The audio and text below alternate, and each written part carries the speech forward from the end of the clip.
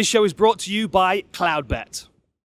Hello everybody and welcome to this a little bit of a special. I don't really know whether we've got a name for it. Maybe we'll call it a tape room, Jamie. We're in the same studio. We've just spun around in a different orientation so I can use the bigger screen.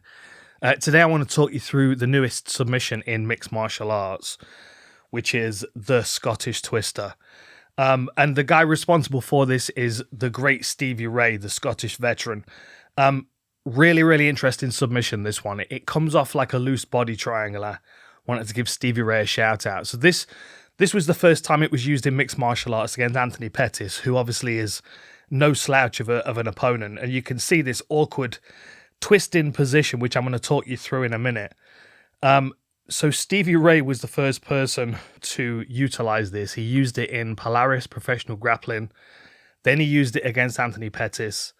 Then he used it against Lewis Long in a main event to PFL Glasgow, which was astounding. I mean, you know, what a way to finish an event there. And then we saw Jake Hadley use it.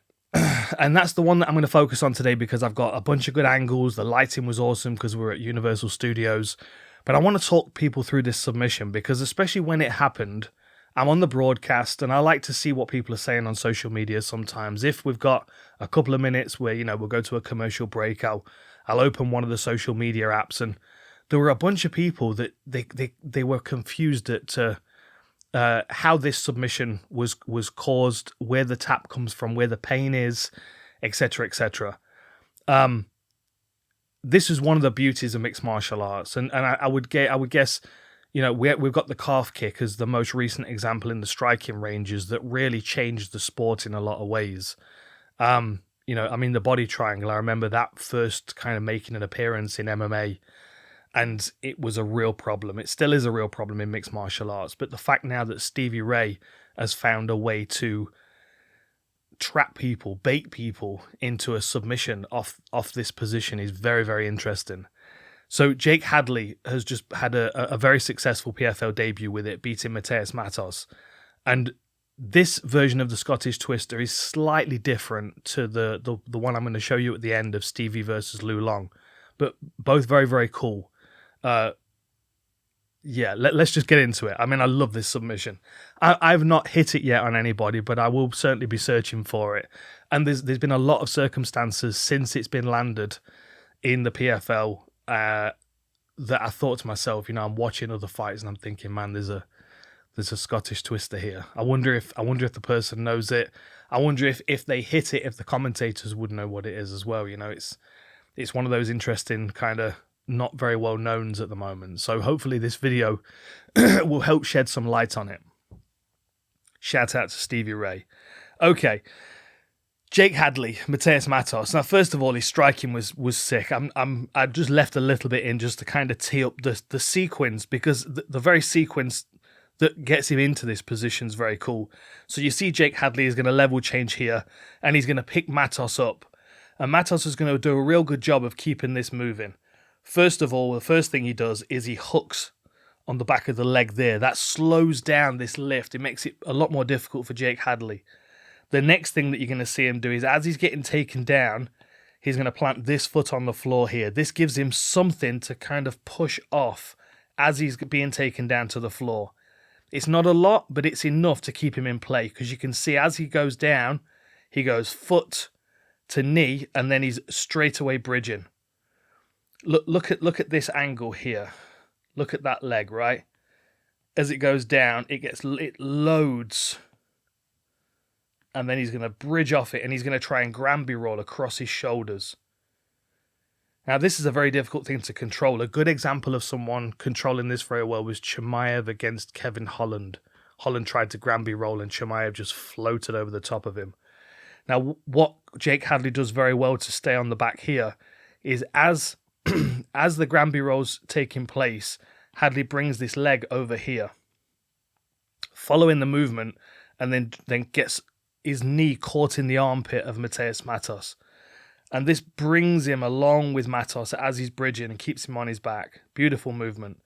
Anyway, from this position, Jake Hadley starts to get onto his back. He climbs his legs up and he pulls his leg across into a loose triangle position. Then he sits back.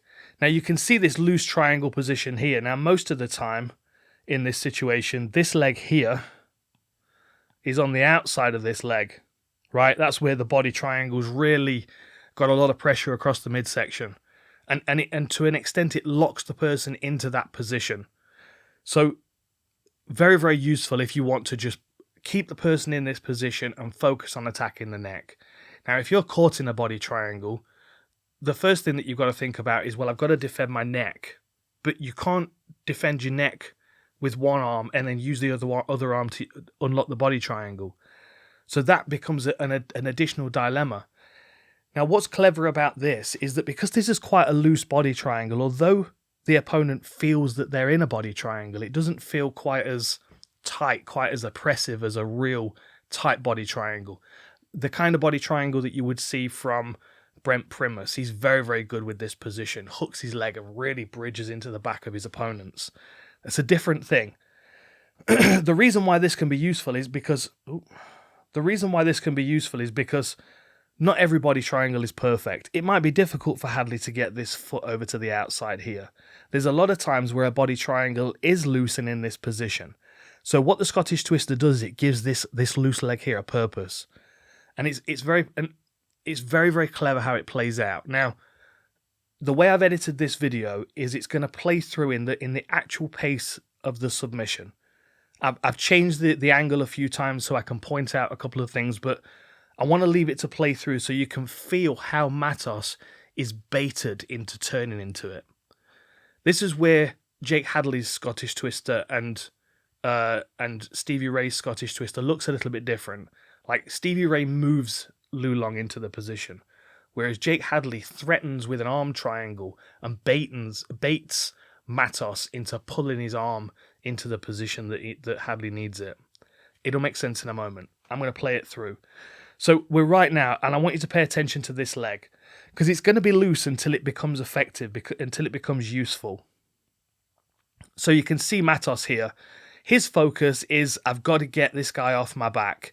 So you can see Matos kind of scraping himself off into the center of the canvas here and trying to get Hadley over to the side of him so he's not on the back. And he's doing a good job. Let me just pause it here for a second. He's doing a good job, and you can see how Hadley's body triangle is not in the ideal position if he's trying to attack the rear naked choke. But because this leg's here, Matos is not really paying too much attention to it. Matos is focused on two things. First of all, he doesn't want to get the back retaken. He doesn't want Hadley to pull him back onto his chest so he can start attacking the neck. The other thing that Matos doesn't want is for Hadley to switch to top position and start attacking the arm triangle. And that's the bait that Hadley uses to get Matos to move the way that he wants. You can see this body triangle, although it's uncomfortable for Matos, it's not going to cause him any major issues. And now he's already scooted himself off to the side. He's already moving himself into a safer position to escape the rear naked choke. So he's scooting. This is where Hadley's going to start to threaten the arm triangle. You can see this, and Matos is holding on to the arm, onto the hand of Hadley to keep it up above his head. This is going to slow Hadley from taking top position, from finishing the arm triangle, and that's the mistake that Matos makes. And there's the Scottish Twister. I mean, it's a brutal position to get caught in. The other thing that I've done with this video edit as well is I've left usually what happens in a highlight of a finish, you get the finish and then it cuts and it goes straight to the next one. The thing that's interesting about this is the way that Matos' body unravels when the referee jumps in and tells Hadley to let go. Because that's really where you see where the twist is. You can see the twist has been put into his body right here. Right, at the moment, this foot is lifting this hip up on this side. So this hip is locked into position. It can't go to the canvas, which is what would alleviate the twist, because this foot is lifting it up. At the same time, the spine is being twisted in this direction, because you can see the way that Matos is facing. He's facing in that direction. But you've got to think his hips are facing down towards the canvas. The next part of the pressure is from the top arm of Hadley. And this is not only crunching that head into the shoulder. Let me just clear a couple of things here. It's not only crunching the head into the shoulder, which is uncomfortable, but it's also forcing the whole upper body in this direction, which is putting a further kink into the back. It's a horrendous position to get caught in. I was watching it from all angles yesterday and thinking to myself, you know what? This might be a more painful position than the actual twister, because the twister feels quite localized into the lower back, or at least in my experiences. Maybe that's my inflexibility. This is pain in a few points, and you'll see in a moment right under where you can see that Prize Guys logo. You can see the pressure going down into the lower back of Matos here as well. Okay, let me show you a few different replays, and let's just dine out on this and enjoy it for a moment. Loads of different angles. And again, in the replays, watch how Matos's body unravels when it's released. So you can see the lazy leg here, look. There's not even any real contact there. It might be a bit blurred for you guys on the screen, but there's not even any contact between the top of the foot and the inside of the leg. So Matos is not even really thinking about this. The way that he's feeling about this body triangle right now is that it's a circle that he can turn inside. That's what he wants to do. He wants to turn his hips inside that body triangle so it becomes guard bottom. Super simple. The one thing that stops him doing that is this connection here with this foot. As he turns, look as he turns. Matos is fully expecting that hip to go all the way to the floor, but it can't because this leg is keeping it up in position. So as he turns, his hip's locked into a position. You can see it lift there. You can see as Hadley extends how the hip moves. Oh man. You can see how the hip's being twisted away from the upper body. Hips being twisted in that direction. This pressure down from the top into the lower back from the left leg of Hadley, as well as this pressure here and that pressure there that's further accentuating the twist. I mean, look at that. Oh, that's bad, Jamie, right? That's horrible. It's such an interesting position that I think is going to be available a lot more in mixed martial arts in the coming years. Look at the unravel. Look at the way that I'll slow it down. Look at the way that Matos's hip kicks free when Hadley unlocks his foot. You see how it twists back into place. It puts a lot of torque in the lower body. Again, I mean, I'm just dining out here. I've got a bunch of different angles. You can see that leg again, look, and you can really see the pressure into the lower back there. Look at that pressure into the lower back there, as well as the twist through the spine. I mean, there's a few different reasons to tap. That lower body hyperextension, you'll remember, those old school out there will remember Ivan Saliveri, Tony Frickland. There's a throwback for you. Body triangle, hyperextension of the lower back. And partly probably because Ivan Saliveri had a steel cup on.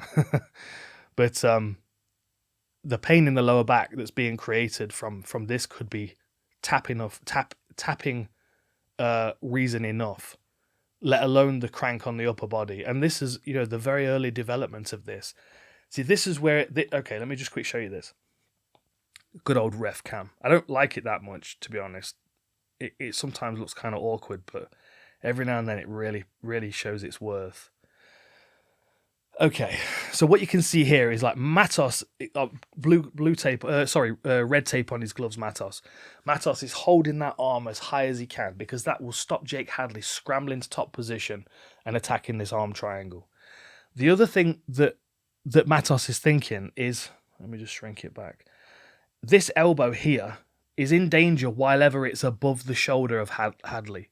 Like right now, Hadley can close that arm triangle and start to threaten the choke.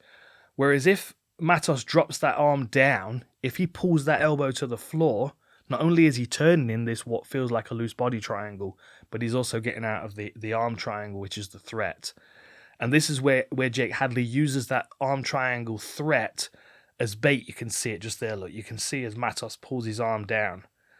Like Hadley wants him to clear his elbow. Are we seeing this? Is it a little bit blurred? You might have to put this full screen, Jamie, if it don't work. You can see the elbow, right? And this is the point where Matos is going to pull his elbow and clear it, look. And now it's inside Hadley's shoulder. And Hadley wants it there. And now he's going to allow it to go all the way to the floor. And then he's going to let him turn. And as he lets him turn, he's going to clear the hands. Look, turn, turn, turn. Then we're going to zoom out. And what Hadley does is he palms him on the side of the head to clear space for his left arm to come through. And then that becomes the hook that goes over the top. There it is, look. Shaolin palm. Oh, man, what a submission. Beautiful, really. Honestly, I feel like there's going to be a lot of different positions we're going to see people hitting this. I had to leave this in. Look at Sean O'Connell.